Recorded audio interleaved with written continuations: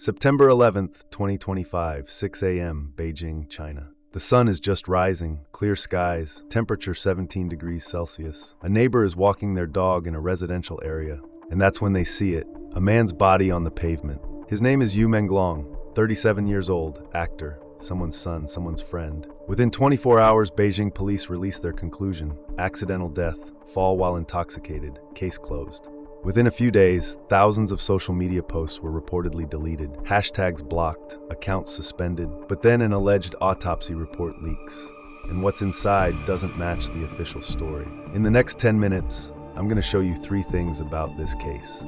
First, what we know for certain, the documented facts, the evidence no one disputes. Second, what thousands of Chinese citizens are saying happened, the allegations that got many posts deleted. Third, what everyone wants to know but has no idea how to find out, the questions the government doesn't want answered. I'm just a panda with a camera and too many questions. I've spent weeks investigating what really happened to Yu Menglong, and I'm going to be honest with you about what I can prove and what I can't. Because in China, the truth isn't just complicated, it's dangerous.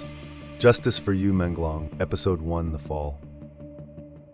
Let's start with what we can actually prove. These are facts from official police statements, public records, verified social media posts, and widely circulated but unverified leaked documents. Confirmed fact number 1. Who was Yu Menglong? Born 1988 in Xinjiang province, moved to Beijing in his 20s to pursue acting, signed with Tianyu Media, also called EE Media, in 2013.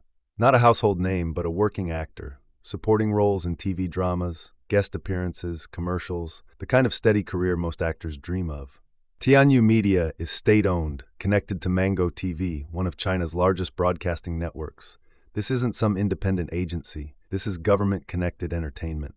Confirmed fact number 2, the night of September 10th. Yu attended a gathering in Beijing. Multiple people confirmed he was there. Confirmed fact number 3, the discovery.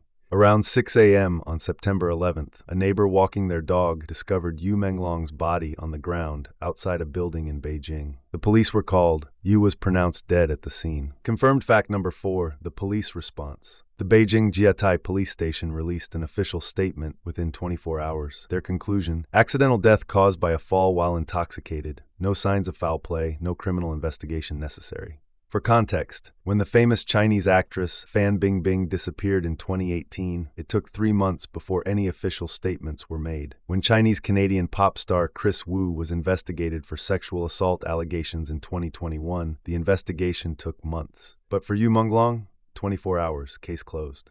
Now, confirmed fact number 5, the autopsy. An autopsy was reportedly completed shortly after the incident. However, official timing and details were never publicly confirmed. According to an alleged leaked report not officially verified, findings included cause of death, trauma from fall, blood alcohol content, reportedly around 380 milligrams per 100 milliliters, multiple injuries documented. 380 milligrams per 100 milliliters. To put that in perspective, 80 is the legal driving limit in China. 200 to 300 is severe intoxication with possible blackout. 300 to 400 is coma risk. Yu wasn't just drunk, he was at a level where most people are unconscious or dead. Confirmed fact number 6, the case on Yu Menglong's death was closed in just a few days. However, the case was reported to have been officially closed even faster, very shortly after Yu's death. In that short time, police supposedly did all this: interviewed all witnesses, examined the scene, completed a full autopsy, analyzed toxicology, ruled out foul play,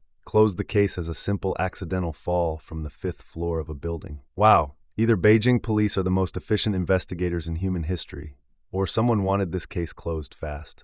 Very fast. Confirmed fact number 7, the censorship campaign. Within 1 week of Yu's death, Chinese authorities launched a massive online censorship operation. The Beijing Cyberspace Administration issued warnings about spreading rumors and false information regarding the Yu Menglong case. These actions were public and confirmed, multiple hashtags blocked on Weibo, thousands of posts deleted, several accounts suspended for discussing the case, news outlets instructed not to cover the story beyond official statements. Here's the thing about censorship in China. The government doesn't usually launch massive deletion campaigns over simple accidents. When someone dies from drunk driving, it's tragic, but not censored. When someone accidentally falls, it's sad, but not scrubbed from the internet. But when thousands of posts start disappearing, when hashtags get blocked, when the government threatens people for asking questions, that's when you know something doesn't add up. Confirmed fact number 8, the leaked autopsy details. Within days of Yu's death, an alleged autopsy report circulated on Chinese social media. Before censors could scrub it completely, thousands of people saw it. They screenshotted it, saved it, shared it. That became a public record that couldn't be completely erased. And what was in that alleged report raised questions that the official story couldn't answer. The police say Yu fell while drunk. Simple accident. But the alleged autopsy report tells a different story. I have to give you a content warning here, okay? The following segment contains descriptions of traumatic injuries. Be brave. If Panda can, so can you. According to the unverified leaked autopsy report, Yu Menglong had 1.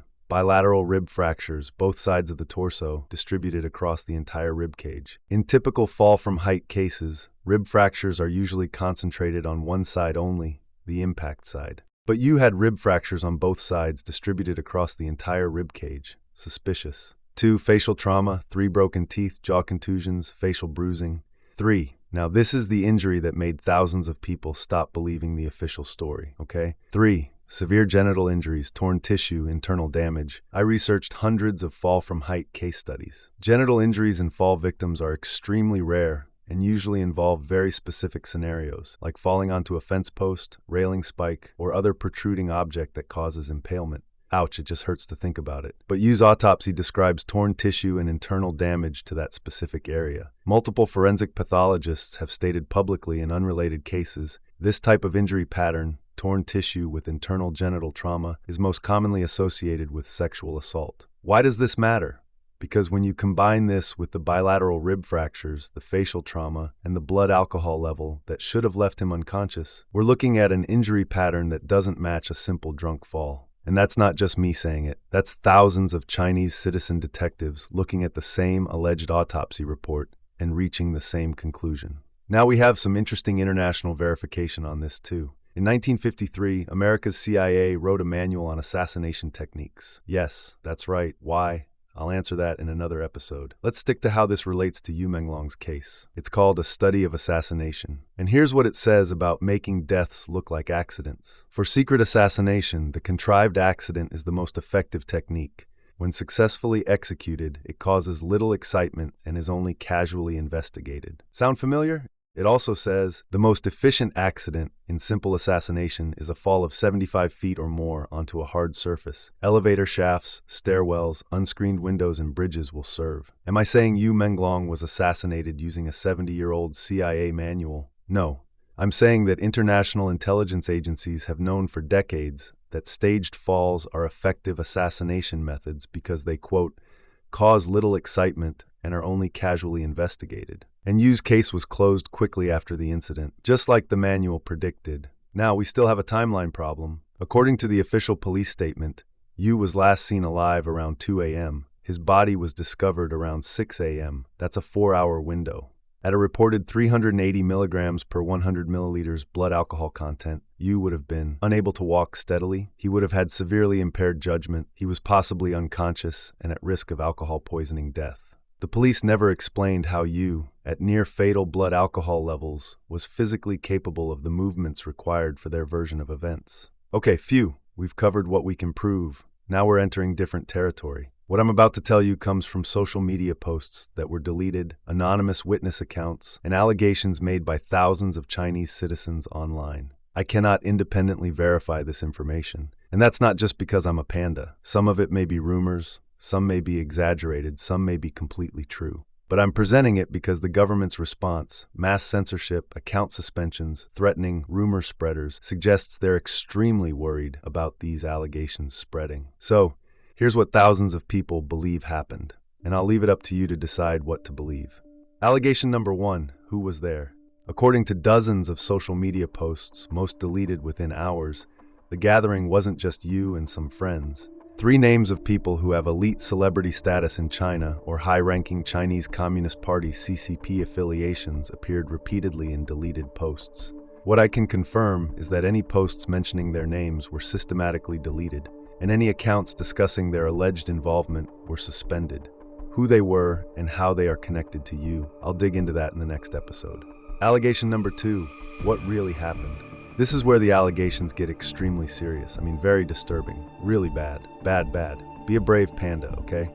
Multiple deleted posts from alleged witnesses claim that Yu was sexually assaulted by multiple people at the gathering, that he was physically beaten when he tried to resist or leave, he was left unconscious or near death, and that his body was either thrown from height or positioned to look like a fall. Can I prove any of this happened? No. These are allegations from posts that Chinese authorities do not want anyone to consider. But these accounts are consistent with the leaked autopsy report. Now, this is where things get darker. Allegation number 3, the leaked footage. Multiple posts claim that video and audio recordings from the gathering where Yu was before he died were leaked briefly before being scrubbed from the internet. Some claim they saw it or heard it. Dark stuff. Allegation number 4, the investigation that wasn't an investigation. Remember, the case was closed very fast, but according to posts from people who claimed to be witnesses, and of course their posts were deleted, the scene was quickly cleaned within hours, and the CCTV security footage for that time just happens to be suspiciously unavailable. Are Beijing police just super fast, or did they just not actually investigate? Oh, the deeper I dig into this case, the darker it gets and the deeper it goes. Now for the unknowns. Unknown number 1, the full autopsy report. We've seen portions of the alleged autopsy, but the complete report has never been released. The full autopsy report, if it isn't tampered with, should be able to answer definitively whether Yu was assaulted before he fell or not. It has not been made public, and no one has said it is classified either. So will the real autopsy ever be revealed? So far, unknown. Unknown number 2, the CCTV footage. Beijing is probably the most surveilled city on Earth, but according to all public investigations so far, no useful CCTV footage was available. Either the cameras weren't working that night, or the footage was deleted, or it exists and is not released. Unknown number 3, the family's silence. Yu Menglong had family, parents, friends, many people who loved him dearly. But since his death, only once did someone from his family speak, and they repeated the CCP's order to not spread rumors. Either they've been told to stay silent or they're too afraid to speak. Any information they have about Yu's last moments are unknown. But the call from people seeking justice for Yu is still growing, so this case is far from closed and the investigation is far from over. We're actually only just beginning. And what do I know? I'm just a panda, and I might just surprise you. Subscribe to Panda Reports and get ready for the next episode in this unbelievable true crime story.